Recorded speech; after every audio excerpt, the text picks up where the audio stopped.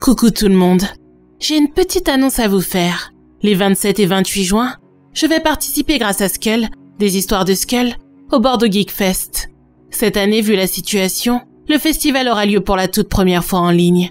Et lors d'une soirée spéciale en compagnie de Tales of Ivy, Récits Fantastiques, Moff Noises, Stuporor, Hazel du Carousel Studio et bien sûr, Skull, nous allons vous plonger dans l'horreur la plus totale, de 20h à minuit le 27 juin. Vous allez avoir le droit à des creepypastas inédites, mais aussi à un contenu interactif qui fera de vous le héros de vos propres cauchemars. Plein d'autres surprises vous attendent lors de cet événement incroyable. Alors si ce programme vous donne envie, n'oubliez pas de prendre vos billets en cliquant sur le lien en commentaire épinglé, car les places sont limitées et que j'ai vraiment envie de pouvoir vous rencontrer lors de cet événement. Voilà, tout est dit. Alors plongeons-nous dans l'histoire d'aujourd'hui. Le vampire dans la cave. Je vous souhaite un bon visionnage.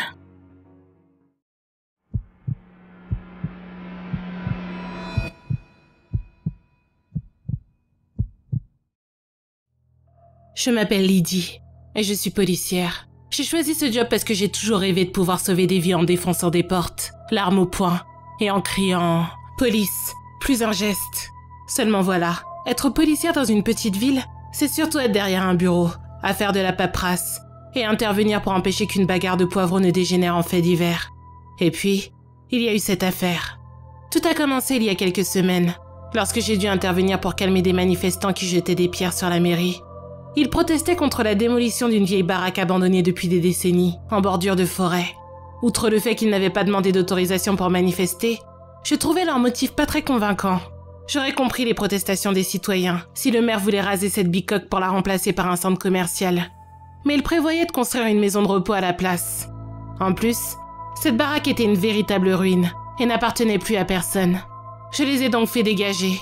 J'ai tapé mon rapport, et j'ai oublié cette affaire. Et puis 2 semaines après, le maire nous a appelés parce que ses ouvriers, en débarrassant la maison abandonnée de ses vieux meubles miteux, avaient trouvé un macabé.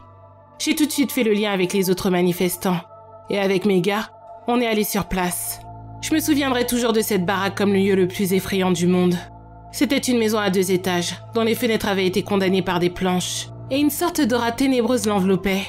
Il émanait de cette maison une sensation de malaise, comme si ce lieu abritait encore les âmes de ses anciens habitants. Quant à l'intérieur, c'était encore pire. La maison devait abriter un centre d'embaumement, comme en témoignait la table de dissection et les poignées de cercueil qu'en avaient sortis les ouvriers. Tout cela venait du sous-sol, là où les ouvriers avaient trouvé 4 cercueils vides et un plein. Ils l'avaient ouvert en pensant y trouver des affaires, mais ils étaient tombés sur un corps. C'est le chef de chantier qui nous guida jusqu'au corps. Très sincèrement, je ne sais pas comment ces hommes ont réussi à descendre dans cette cave, tant elle faisait flipper. Il y avait des crucifix partout. Au mur, tout au long des escaliers et dans toute la cave. Il devait y en avoir des centaines, de toutes les tailles et de toutes les couleurs.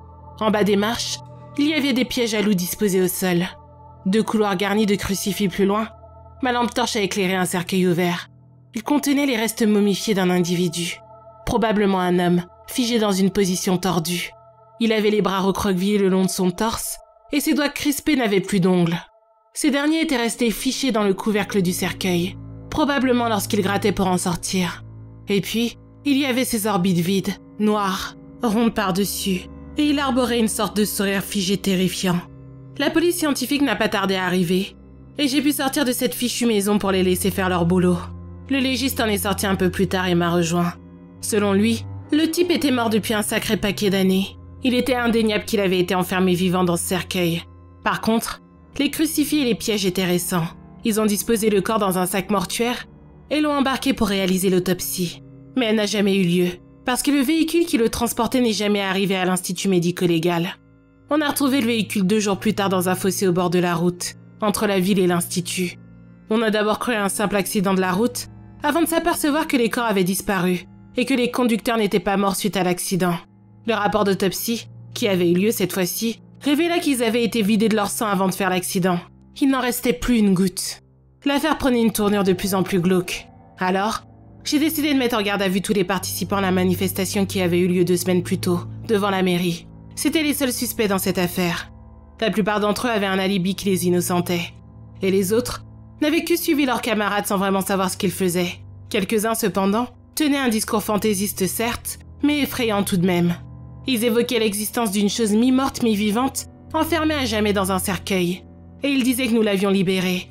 Il niait avoir un rapport avec le malheureux découvert enfermé vivant dans un cercueil, ou la disparition de son corps. Mais il assumait avoir disposé les crucifix sur les murs et les pièges au sol. Ces pièges n'étaient pourtant pas destinés à empêcher qui que ce soit d'entrer, mais plutôt d'empêcher quoi que ce soit de sortir. Je leur ai recommandé d'arrêter les films d'horreur, et je les ai relâchés. Et puis, les meurtres ont commencé. On était appelés toutes les nuits par des familles affolées qui signalaient que quelqu'un s'était introduit chez eux, pour s'en prendre à l'un des leurs. Dans tous les cas, l'agresseur était entré par la fenêtre, et avait percé des trous dans la peau de sa victime au niveau de la jugulaire, de l'intérieur de la cuisse, ou de la clavicule pour la vider de son sang. Les rares survivants parlaient d'une silhouette noire, d'une maigreur effrayante, qui s'était introduit chez eux, et s'était jeté sur eux pour les mordre. Ces événements étaient accompagnés de disparitions d'animaux de compagnie.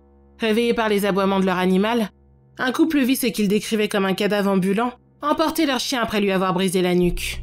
Les mots vampires, buveurs de sang ou encore ghouls ont commencé à apparaître dans le journal, puis dans la bouche des citoyens terrifiés. Cette chose s'attaquait à tout le monde, sans distinction de sexe, d'âge ou de couleur de peau. Après une semaine de témoignages terrifiants, de meurtres sanglants et d'effroi, j'ai décidé de prendre les choses en main et je suis retournée dans la maison abandonnée. Bien qu'il faisait jour, l'aura ténébreusement englouti et j'ai pénétré les ténèbres épaisses qui l'habitaient. La peur m'a envahi, mais j'ai continué. Je suis descendue dans la cave en m'éclairant avec ma lampe torche. La lumière tremblante illuminait les murs où s'alignaient les crucifix, et dont il ne subsistait plus que les tracés des contours. Je suis arrivée devant la pièce dans laquelle les ouvriers avaient découvert le corps, et j'ai senti une odeur féerique immonde m'entourer, l'odeur du sang.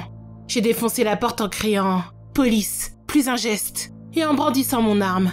C'est là que je l'ai vu. Il était accroupi sur un labrador, duquel il aspirait le sang, et il me tournait le dos. Son corps était maigre et sec, et ses membres longs et osseux. J'ai senti un frisson me parcourir l'échine quand il s'est retourné vers moi, et que j'ai plongé mes yeux dans ses orbites vides. Sa bouche sans lèvres s'est ouverte sur des crocs pointus, et il s'est redressé de toute sa hauteur. Dans un hurlement inhumain, il s'est jeté sur moi. Par réflexe, j'ai pressé la détente de mon arme. Le coup de feu l'a projeté en arrière dans une giclée de sang, mais ne l'a pas tué. J'ai pointé mon pistolet sur lui, et j'ai encore tiré jusqu'à ce que la fumée fasse écran. Les balles l'ont traversé, lui arrachant des cris aigus et éclaboussant les murs de sang. L'odeur métallique du sang s'est mélangée à l'odeur irritante de la poudre. Dans ce chaos puant, cette chose toujours vivante bien que transpercée de balles, s'est redressée en poussant des cris aigus. Elle m'a bondi dessus, et nous nous sommes effondrés au sol. Ma lampe m'a échappé des mains, et est allée illuminer un amoncellement de cadavres d'animaux de compagnie. La chose m'a saisi la tête d'une main et l'épaule de l'autre. Puis, il les a écartés pour avoir accès à mon cou.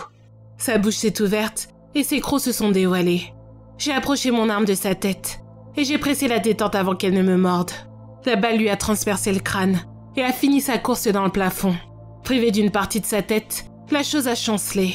J'en ai profité pour la projeter loin de moi, et je lui ai à nouveau tiré dessus, en visant la tête cette fois-ci. Lorsque la fumée s'est dissipée, la chose gesticulait encore. Elle cherchait les morceaux de sa tête. Je lui ai bondi dessus pour lui passer les menottes dans le dos, puis je l'ai prise par un pied, et je l'ai traînée derrière moi jusqu'au rez-de-chaussée. Ce que je voulais faire, c'était le rapporter au poste et l'enfermer quelque part, en attendant que des spécialistes mettent un nom sur cette chose et trouvent un moyen de la détruire. Mais en sortant, le peu de chair qui enveloppait son corps s'est désintégré, au contact des rayons de soleil. Et tout ce qu'il restait, c'était des os calcinés. La créature s'était désintégrée. Il ne restait plus rien. Il ne subsistait d'elle que des os noirs, des cendres, ainsi qu'une odeur de brûlé. La chose ni morte ni vivante avait été détruite. Ces os ont été analysés par l'Institut médico-légal, qui a conclu qu'ils étaient indubitablement humains. Cependant, aucune autre explication n'a pu être apportée. Les disparitions d'animaux et les meurtres ont cessé après ces événements. La maison hantée a été détruite et a laissé place à une maison de repos, comme prévu. Les personnes âgées qui viennent y passer leur retraite disent d'ailleurs ne plus craindre la mort depuis qu'ils sont ici. Par contre, certains membres du personnel se plaignent que des patients cherchent à les mordre.